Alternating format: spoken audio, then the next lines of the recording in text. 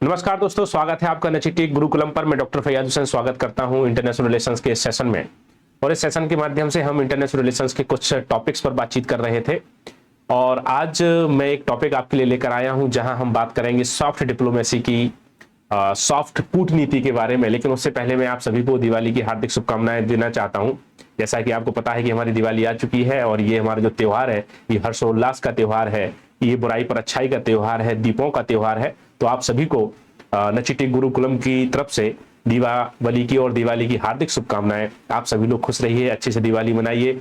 और जो बच्चे तैयारी कर रहे हैं वो इन छुट्टियों में थोड़ा सा अपना रिवीजन कर सकते हैं, उसको पढ़ सकते हैं। तो आज मैं जिस टॉपिक पर बातचीत कर रहा हूं वो टॉपिक हमारा यही है कि कैसे दीपावली को, जो कि एक हमारा कल्चरल फेस्टिवल है, कैसे दीपावली को हम एक सॉफ्ट डिप्लोमेसी के टूल के तौर पर प्रयोग कर सकते हैं, कैसे एक सॉफ्ट डिप्लोमेसी का एक उपकरण उसको लेकर चल सकते हैं। जैसे कि आप देखते होंगे कि हर देश किसी ना किसी प्रकार से आजकल कल्चरल इवेंट्स को, कल्चरल फेस्टिवल्स को अपनी डिप्लोमेसी, अपनी विदेश नीति का एक इंस्ट्रूमेंट बना रहा है, एक टूल बना रहा है, एक उपकरण बना रहा है। तो आज के हम इस सेशन में बातचीत यही करेंगे कि क्या दीपावली या दिवाली को हम लोग अपनी विदेश नीति में एक डिप्लोमेसी के तौर पर सॉफ्ट डिप्लोमेसी का टूल उसको प्रयोग कर सकते हैं या नहीं कर सकते हैं, और कर सकते हैं तो उसके क्या क्या डायमेंशंस हैं, क्या क्या आयाम हैं, उन बिंदुओं पर आज बातचीत करेंगे, उन बिंदुओं पर आज हम चर्चा करेंगे। तो आज हमारा जो चर्चा का टॉपिक है वो यही है। और अगर हम ये बात कर रहे हैं कि हम दीपावली को एक सॉफ्ट डिप्लोमेसी का टूल बना सकते हैं, तो उससे पहले हमें यह बात करनी पड़ेगी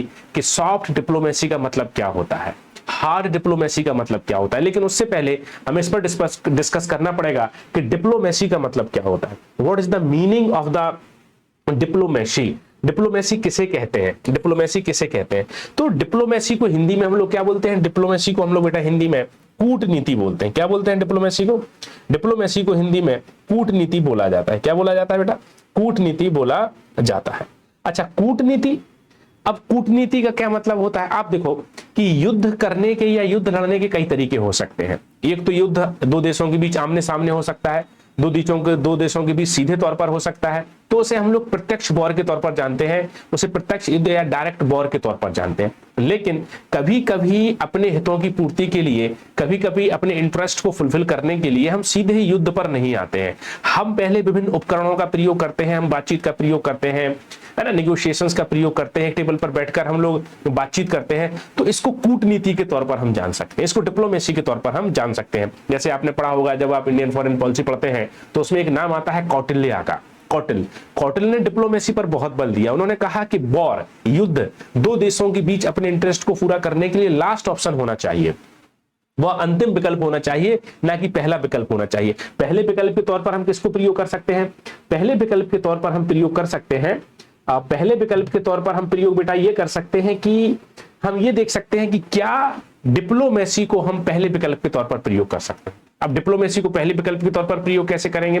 मान लेते हैं कि दो देशों के बीच किसी मुद्दे को लेकर संघर्ष चल रहा है, जैसे भारत और पाकिस्तान या भारत और अफगानिस्तान। तो भारत और अफगानिस्तान के बीच एक लंबे समय से, वैसे हमने कहा था कि 2021 से ही कॉन्फ्लिक्ट देखने को मिल रहा है, संघर्ष देखने को मिल रहा है। तो भारत और अफगानिस्तान के जो विदेश मंत्री थे वो बैठे, उन्होंने अपनी डिप्लोमेसी का प्रयोग किया, कूटनीति का प्रयोग किया, बैठे, बातचीत करी, और भारत और अफगानिस्तान के बीच जो इश्यूज थे उन इश्यूज को दूर करने का उन्होंने प्रयास किया है, उन इश्यूज को उन्होंने दूर करने की कोशिश की हुई है। तो ये डिप्लोमेसी के तौर पर इसको हम लेकर चल सकते हैं, डिप्लोमेसी के तौर पर इसको देख सकते हैं। तो क्या है कि व्हाट इज द डिप्लोमेसी? कूटनीति क्या है? Diplomacy is an instrument to fulfill the needs और national interest of a country. तो डिप्लोमेसी क्या है, कूटनीति क्या है? कि किसी एक देश द्वारा जब अपने राष्ट्रीय हितों की पूर्ति के लिए ऐसे उपकरणों का प्रयोग किया जाता है जहां पर युद्ध की संभावना सबसे अंतिम तौर पर होती है, तो उसे हम लोग कूटनीति कहते हैं। अर्थात शांतिपूर्ण तरीके से, पीसफुल मीन्स के द्वारा अपने नेशनल इंटरेस्ट को पूरा करना, अपने राष्ट्रीय हितों को पूरा करना ही डिप्लोमेसी है, कूटनीति है। अब हम यहां पर बात कर रहे हैं कि क्या हम दीपावली को, दिवाली को, जो कि एक हमारा कल्चरल फेस्टिवल है, एक सांस्कृतिक त्योहार है, क्या हम अपनी डिप्लोमेसी के एक उपकरण के रूप में देख सकते हैं, एक इंस्ट्रूमेंट के रूप में देख सकते हैं? तो हमने कहा कि क्या हम दिवाली को सॉफ्ट डिप्लोमेसी के तौर पर देख सकते हैं, क्या उसे सॉफ्ट डिप्लोमेसी के तौर पर समझ सकते हैं? तो हमें यह देखना पड़ेगा कि क्या ऐसा हो सकता है, क्या हम ऐसा प्रयोग कर सकते हैं? तो अगर हम बात करें, देखो ये सॉफ्ट डिप्लोमेसी की अगर हम बात कर रहे हैं और यहां पर हार्ड डिप्लोमेसी की बात करेंगे, तो देखो एक है सॉफ्ट पावर कंसेप्ट है और एक है हार्ड पावर। जब हम डिप्लोमेसी की बात करते हैं तो वहां पर सॉफ्ट पावर और हार्ड पावर की बात निकल कर आती है। किसकी बात आती है? सॉफ्ट पावर और हार्ड पावर की। डिप्लोमेसी के बहुत सारे उपकरण हो सकते हैं, ऐसे ही एक उपकरण के तौर पर हम दीपावली को देख रहे हैं और उसमें हम सॉफ्ट डिप्लोमेसी कह सकते हैं, हार्ड डिप्लोमेसी कह सकते हैं, या फिर सॉफ्ट पावर कह सकते हैं, हार्ड पावर कह सकते हैं। ये जो शब्द है सॉफ्ट पावर और हार्ड पावर, ये टर्म किसने दिया है? ये टर्म जोसेफ एस नाई द्वारा दिया गया है। किसके द्वारा दिया गया है? एक पॉलिटिकल साइंटिस्ट है जोसेफ एस नाई, NAY, उन्होंने ये कंसेप्ट दिया है। उन्होंने कहा है कि दो तरह के पावर होते हैं, एक सॉफ्ट पावर होता है और एक हार्ड पावर होता है, या कहें सॉफ्ट डिप्लोमेसी होती है और हार्ड डिप्लोमेसी होती है। अगर हम हार्ड डिप्लोमेसी की बात करें, हार्ड पावर की बात करें, तो इसकी डेफिनेशन कुछ अलग होती है। जैसे hard power in politics refers to the use of military and economic might to influence the actions and the behaviors of other nations। कह रहे हैं कि हार्ड पावर या हार्ड डिप्लोमेसी का मतलब होता है कि जब हम अपनी मिलिट्री या फिर हम अपने आर्थिक उपकरणों का प्रयोग किसी दूसरे देश के व्यवहार को परिवर्तित करने के लिए करते हैं। जैसे हमें मान लीजिए कि पाकिस्तान के साथ अपने हितों की पूर्ति करना, या हम ये चाहते हैं कि पाकिस्तान हमारी ये वाली बात माने या अफगानिस्तान हमारी ये वाली बात माने, तो हार्ड डिप्लोमेसी के तौर पर या हार्ड पावर के तौर पर दो चीजें हो सकती हैं। एक क्या हो सकता है कि एक हम उस पर आर्थिक प्रतिबंध लगा दें, इकोनॉमिक सैंक्शंस लगा दें। दूसरा तरीका क्या हो सकता है कि हम उस पर युद्ध करें। तो किसी एक देश द्वारा दूसरे देश पर अपने इंटरेस्ट को फुलफिल करने के लिए जब इकोनॉमिक सैंक्शंस लगाए जाते हैं या फिर युद्ध किया जाता है, तो उसको हार्ड पावर बोला जाता है या फिर हार्ड डिप्लोमेसी के तौर पर बोला जाता है। यही देखिए, यही बात लिखी हुई है, mechanism such as economic sanctions and use of force. जब हम बल प्रयोग करते हैं, उस पर इकोनॉमिक सैंक्शंस लगाते हैं। जैसे आप देखो कि अमेरिका द्वारा क्या किया जा रहा है, हार्ड डिप्लोमेसी या हार्ड पावर का प्रयोग किया जा रहा है। भारत के खिलाफ इकोनॉमिक सैंक्शंस लगाए जा रहे हैं कि आप रूस से जो है तेल नहीं खरीद सकते, है ना, और जो है ईरान पर, उत्तर कोरिया पर, है ना, इन लोगों पर जो है, अफगानिस्तान पर क्या है, इकोनॉमिक सैंक्शंस लगाए जा रहे हैं। तो ये हार्ड पावर या हार्ड डिप्लोमेसी होती है। और कभी कभी अमेरिका जो है युद्ध का सीधा सामना कर लेता है, जैसे अफगानिस्तान में एक लंबे समय तक अमेरिका ने युद्ध किया, तो ये हार्ड पावर के तौर पर ये उसके मेजरमेंट या एफर्ट्स या टूल निकल कर आते हैं। जैसे कि एग्जाम्पल मिलिट्री इंटरवेंशन, जैसे कि अमेरिका ने अफगानिस्तान में मिलिट्री इंटरवेंशन कर दिया था। जैसे कि अमेरिका ने अरब और इजराइल की भी जो संघर्ष है उसमें इकोनॉमिक सैंक्शंस लगाए हैं, उसमें मिलिट्री इंटरवेंशन किया, तो ये हार्ड पावर है। और इकोनॉमिक सैंक्शंस, तो military intervention and economic sanction जो है एग्जांपल्स हैं किसके बेटा? हार्ड पावर के।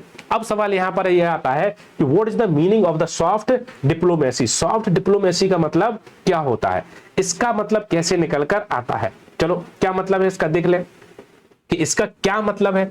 अभी अगर हम सॉफ्ट पावर का मतलब देखते हैं तो सॉफ्ट पावर की डेफिनेशन क्या है? Soft power is a term coined by political scientist Joseph S. Nye to describe the ability of a country to attract and cooperation rather than coercion using force or money as a means of persuasion। कह रहे हैं कि ये शब्द जो है soft power का, ये शब्द किसने दिया है? जोसेफ एस नाई द्वारा दिया गया है। और इसका मतलब क्या होता है कि हम मिलिट्री या फिर इकोनॉमिक सेक्शंस के पर्सपेक्टिव में किसी अन्य उपकरणों का मींस का प्रयोग कर सकते हैं किसी दूसरे राष्ट्र को अपने अनुसार चलाने के लिए। वो क्या हो सकता है? वो क्या हो सकता है? टूरिज्म प्रमोशन, टूरिस्ट को बढ़ावा दे सकते हैं। कल्चरल एक्सचेंज, हम अपने सांस्कृतिक मूल्यों का आदान प्रदान कर सकते हैं। हम अपनी संस्कृति का आदान प्रदान कर सकते हैं। हम अपने सांस्कृतिक मूल्यों को दूसरे देशों के पास भेज सकते हैं। तो ध्यान रखना है कि मिलिट्री इंटरवेंशन, इकोनॉमिक सैंक्शंस, ये किसके एग्जांपल है? ये हार्ड पावर के एग्जांपल है। टूरिज्म प्रमोशन और कल्चरल एक्शंस किसके एग्जांपल है? ये सॉफ्ट पावर के एग्जांपल है। Initiatives that facilitate the mutual sharing of ideas, art and traditions, fostering understanding and friendship. कह रहे हैं कि इसमें हम किस किस को चेंज करते हैं? इसमें हम बेटा अपने विचारों को, अपने कला को और अपने ट्रेडिशन को एक्सचेंज करते हैं। तो अब हम कह रहे हैं कि क्या हम दीपावली को या फिर दिवाली को सॉफ्ट पावर का एक टूल मान सकते हैं? तो सॉफ्ट पावर का मतलब क्या है कि जब हम कल्चरल एक्सचेंज करते हैं, अपने ट्रेडिशंस को, अपने फेस्टिवल्स को, अपने आर्ट्स को, अपने आइडियाज को जब हम एक्सचेंज करते हैं उसको सॉफ्ट पावर कहते हैं। और उसके माध्यम से हम क्या कर सकते हैं? उसके माध्यम से हम दूसरे देश को अपने अनुसार चला सकते हैं। जैसे कि क्या दिवाली को हम लोग सॉफ्ट पावर के रूप में यूज कर सकते हैं? मैं उससे पहले बात करना चाहूंगा योगा। जैसे कि योग क्या है? कल्चरल आइडेंटिटी है ऑफ इंडिया। तो हमने क्या किया? हमने योगा को ग्लोबल तौर पर उसको प्रमोट किया और जो है कि 21 जून को हम लोग इंटरनेशनल योगा डे मनाते हैं। तो हमने ऐसा किया कि पूरी दुनिया में योगा को फैला दिया। अब योगा के तौर पर लोग भारत को जान रहे हैं, और लोग जब भारत को जान रहे हैं तो भारत के लोगों को पूरी दुनिया में काम भी मिल रहा है, और जब पूरी दुनिया में भारत के लोगों को काम मिल रहा है तो भारत का कल्चर प्रमोट हो रहा है। जब भारत का कल्चर प्रमोट हो रहा है तो और दूसरी दुनिया के लोग भारत में योगा सीखने के लिए आ रहे हैं। जब भारत में सीखने के लिए आ रहे हैं तो भारत के लोग वहां के लोगों को योगा सिखाने के लिए अन्य देशों में जा रहे हैं, अन्य देशों के लोग भारत में आ रहे हैं। तो ऐसे क्या है, पीपल टू पीपल कनेक्टिविटी बन रही है, लोगों के बीच एक संपर्क, एक संबंध बन रहा है। जब लोगों के बीच संपर्क और संबंध बनता है तो उस देश से उन दो देशों के बीच अपने आप ही जो है रिलेशंस अच्छे हो जाते हैं, उनके फॉरेन रिलेशन, विदेशी रिलेशंस अपने आप ही अच्छे हो जाते हैं। तो हम ये कह सकते हैं कि योगा को हमने ग्लोबली बहुत शानदार तरीके से प्रमोट किया है, और योगा को हमने क्या किया है कि सॉफ्ट पावर के एक इंस्ट्रूमेंट के तौर पर, एक टूल के तौर पर विभिन्न सारे देशों के साथ अपने संबंधों को मजबूत करने का प्रयास किया है। तो क्या ऐसे ही हम दीपावली को भी सॉफ्ट पावर का एक टूल बना सकते हैं बहुत सारे देशों के साथ अपने संबंधों को मजबूत करने के लिए? तो बिल्कुल कर सकते हैं, क्योंकि आप देखो कि आज पूरी दुनिया में भारतीय डायस्पोरा, इंडियन डायस्पोरा फैला हुआ है। आज पूरी दुनिया में जो है कि लगभग भारतीय पाए जाते हैं, चाहे आप मिडिल ईस्ट में चले जाओ, सऊदी अरेबिया है, कुवैत है, कतर है, ओमान है, पूरा इंडियन मुस्लिम भरा हुआ है, या फिर यूएसए में चले जाइए, यूरोप में चले जाइए, ब्रिटेन में चले जाइए, ऑस्ट्रेलिया में चले जाइए, कनाडा चले जाइए, पूरा इंडियन डायस्पोरा, पूरे भारतीय प्रवासियों से दुनिया भरी हुई है। एक huge number of the Indian diaspora जो है विदेशों में रह रहा है। अच्छा, जो इंडियन भारत से विदेश जाते हैं वो अपने साथ कल्चर भी लेके जाते हैं, वो अपने साथ ट्रेडिशन भी लेके जाते हैं। तो अब जो है वो अमेरिका में, ब्रिटेन में, कनाडा में, गल्फ कंट्रीज में दीपावली मना रहे हैं, वहां पर दिया जला रहे हैं, वहां पर रंगोली बना रहे हैं। इससे भारत के ट्रेडिशन, भारत के कल्चर को वहां पर प्रमोशन मिल रहा है, और वहां के लोग देख रहे हैं, रंगोली के बारे में जान रहे हैं, वहां के लोग जो है दिए के बारे में जान रहे हैं, ग्रीन फटाकों के बारे में जान रहे हैं, क्रैकर्स के बारे में जान रहे हैं। तो वो एक कल्चर को पहचान रहे हैं, तो लोग एक दूसरे को गिफ्ट दे रहे हैं, मिठाई दे रहे हैं, गले मिल रहे हैं दीपावली में। तो वहां के लोग जो है भारतीय कल्चर को जान रहे हैं। अब फिर वो लोग और अच्छे तरीके से भारतीय कल्चर को जान सकते हैं। तो क्या है कि भारत और उन देशों में अच्छे संबंध बन सकते हैं दीपावली के माध्यम से। भारत और गल्फ कंट्रीज के बीच, क्योंकि वहां बहुत सारे भारतीय रहते हैं, भारत और अमेरिका के बीच, भारत और ब्रिटेन के बीच, भारत और कनाडा के बीच। लेकिन दीपावली केवल अगर हम ये कहें कि हिंदू धर्म तक संबंधित है तो ऐसा नहीं है, क्योंकि आप देखो कि अगर हम दीपावली को केवल हिंदू धर्म तक संबंधित मान लेंगे तो फिर ये मानेंगे गल्फ कंट्रीज के साथ दीपावली में अच्छे संबंध नहीं बन सकते हैं, कनाडा में सिख ज्यादा रहते हैं, वहां अच्छे संबंध नहीं बन सकते हैं। तो आप देखोगे कि दीपावली अलग अलग तरीके से पहचानी जाती है। जैसे सिखों से भी दीपावली का संबंध है, सिख जो है वो दीपावली के संदर्भ में मानते हैं कि उनके जो एक गुरु थे उन्हें रिहा किया गया था, इसलिए सिख लोग भी दीपावली को मनाते हैं। ये 9 वर्ष के तौर पर भी जाना जाता है। गल्फ कंट्री जो बहुत सारे मुस्लिम इंडियंस रहते हैं वो भी दीपावली को कहीं ना कहीं अपने स्टेटस के माध्यम से, है ना, अपने विभिन्न प्रकार की शुभकामनाओं के माध्यम से प्रमोट करते हैं। तो दीपावली एक इंडियन कल्चर है, ये रिलीजन से परे है, ये किसी एक रिलीजन का त्योहार नहीं है, बल्कि ये इंडियन कल्चर को दिखाता है, इन भारतीय संस्कृति को दिखाता है, इंडियन कंपोजिट कल्चर को दिखाता है। तो हम ये मान सकते हैं कि अगर दीपावली को हमने सही तरीके से प्रमोट किया, और आप ये भी देखिए कि आज अमेरिका में कमला हैरिस, ब्रिटेन में Rishi Sunak, Trinidad and Tobago तो प्रधानमंत्री ही इंडियन ओरिजिन के हैं। तो ऐसे विभिन्न प्रकार के भारतीय ओरिजिन के लोग आज विदेशों में या अन्य देशों में ऐसे बड़े बड़े पदों पर बैठे हैं जो दीपावली को सेलिब्रेट कर रहे हैं, जो दीपोत्सव कर रहे हैं, जो अब दिया रख के भारतीय संस्कृति को उन देशों में फैला रहे हैं। तो हम क्या कर सकते हैं कि दीपावली को एक कल्चरल फेस्टिवल और कल्चरल आइडेंटिटी के तौर पर पूरी दुनिया में प्रमोट कर सकते हैं, और विभिन्न देशों के साथ जहां भारतीय पाए जाते हैं उनके साथ अपने संबंधों को मजबूत कर सकते हैं। तो एक कल्चरल आइडेंटिटी को हम यूज कर सकते हैं सॉफ्ट पावर के तौर पर, और उस सॉफ्ट पावर के माध्यम से हम एक डिप्लोमेसी का टूल उसको बनाकर उन देशों के साथ अपने संबंधों को अच्छे कर सकते हैं, और उन देशों को परसुएशन में ला सकते हैं कि वो हमारे हितों की पूर्ति करने के लिए हमारे कल्चर को अडॉप्ट करें। क्योंकि जब दुनिया द्वारा किसी एक देश के कल्चर को अडॉप्ट किया जाता है तो उसका इकोनॉमिकली जो बेनिफिट है वो कहीं ना कहीं उस देश को होता है। जैसे एग्जांपल के तौर पर आज पूरी दुनिया ने अमेरिकन कल्चर को अडॉप्ट किया हुआ है, बर्गर है, पिज्जा है ना, हमारे जो कपड़े हैं, हमारे जो बोलने की लैंग्वेज है, डॉलर है, ये सब कहीं ना कहीं किसका आउटकम है? कल्चर का ही आउटकम है। आज पूरी दुनिया में अमेरिकन कल्चर है, तो ऐसे ही अगर हम इंडियन कल्चर को प्रमोट कर सकते हैं पूरी दुनिया में तो कहीं ना कहीं उसका बेनिफिट हमारी इकोनॉमी को 100% होगा। तो मैं ये मानता हूं, ये मैं सजेशन है मेरा गवर्नमेंट ऑफ इंडिया को, और मैं ये मानता हूं कि जो इंडियंस विदेशों में रह रहे हैं उन्हें दीपावली को एक जो है कि महा फेस्टिवल के तौर पर प्रमोट करना चाहिए। और गवर्नमेंट को भी अपने जो एम्बेसीज हैं अन्य देशों में या भारत में अन्य देशों की एम्बेसीज हैं, वहां पर दीपावली को जो है कि एक महा फेस्टिवल और महा त्योहार के तौर पर उसको बढ़ावा देना चाहिए, जिससे कि एक दीपावली हमारी कल्चरल आइडेंटिटी बने और दुनिया के अन्य देशों में भी इस कल्चर का प्रमोशन मिले और उन देशों के साथ हमारे संबंध मजबूत हो। तो ये मुझे उम्मीद है कि अगर इस फैक्ट पर ध्यान दिया जाएगा तो निश्चित तौर पर दिवाली को हम लोग सॉफ्ट पावर का एक टूल बना सकते हैं, कल्चरल आइडेंटिटी का एक टूल बना सकते हैं और उससे अन्य देशों के साथ, विशेषकर जहां बहुत सारे भारतीय इंडियन डायस्पोरा रह रहा है, उनके साथ अपने संबंधों को मजबूत कर सकते हैं। तो ये मेरा सजेशन है to the government of India और ये मेरा सजेशन है टू द एम्बेसी जो कि अन्य देशों में है। ये मेरा सजेशन है जो इंडियंस अन्य देशों में रह रहे हैं, इंडियन डायस्पोरा, और हम सब भारतीय इसमें सहयोग कर सकते हैं और दिवाली को योगा के तरह ही हम क्या कर सकते हैं, एक टूल बना सकते हैं, एक डिप्लोमेसी का टूल बना सकते हैं और सॉफ्ट पावर के द्वारा अन्य देशों के साथ अपने संबंधों को मजबूत कर सकते हैं। तो ये मैं चाह रहा था कि दीपावली को कैसे फॉरेन पॉलिसी के साथ, विदेश नीति के साथ जोड़ा जाए और कैसे एक विदेश नीति में एक माध्यम, एक उपकरण के तौर पर दीपावली को प्रयोग किया जाए।